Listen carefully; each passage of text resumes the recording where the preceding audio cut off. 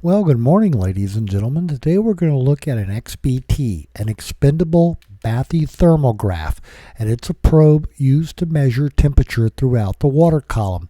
It basically consists of an assembly. It goes into a launch mechanism. It clamps in right there to make the contacts to the three probes. You've got a cap you take off to expose the probe that's going to come out, and then when you're ready to launch it and you've gotten feedback from the lab that they've got a good set of contacts, you pull the pin, it falls into the water column, it makes a zinc battery, and it sends back a signal, so stay tuned. We'd like to ask that you please subscribe, hit the like button, and the notify to stay current with our content. Thank you. Now here's the little zinc probe on the end, and there's the pin you pull to release it. And on the other end where the contacts are is a spool of wire that will unravel as it falls through 6,000 meters of water or more. And there's also some wire coiled up in the probe as it goes down.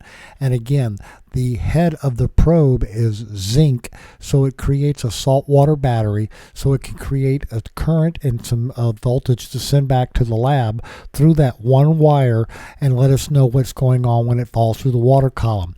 And by knowing what's going on in the water column, you can pick up what's the salinity of the water, what's the temperature of the water, and what that gives you the sound speed profile of the water, which is used a lot in anti-submarine warfare. And these are for studying the water column, looking for thermoclines, because a thermocline in the water column allows a submarine to hide underneath it, because radar will bounce off the temperature differential.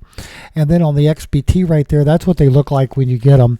They have a cap on one end, the probe on the other end for hooking up to the electrical contacts, and a pin you pull to launch it.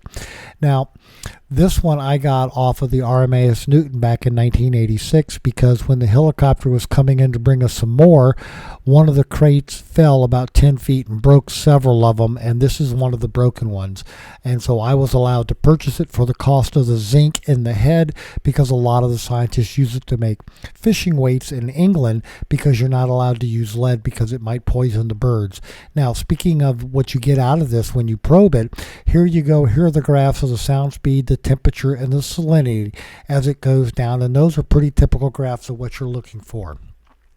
So there it is all together. Now let's just pull it apart and take a look at a few things. Like I said, on the end where the electrical contacts go, there's a coil of wire there, and it weighs about a pound, and it's thin enamel gauge wire, so it's insulated, but it will also carry a current. And on the other end is the cap you take off that protects everything, and in there you can see the little probe, and it looks like a little torpedo. And then we're going to go ahead and pull the pin and release it, and now it would fall out and go into the water column and start sending back data. But this is what she looks like. It's a little fish.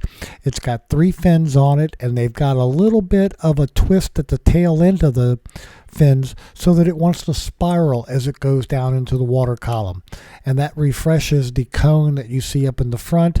And also too, you've got 3 holes in there that are exposed to wire, so it gets a good flow of water, makes a good contact, and becomes a good saltwater battery all the way down in the water column.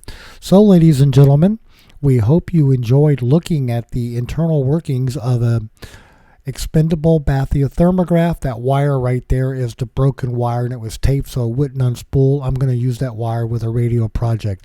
Thanks so much for watching, and I hope you're having fun.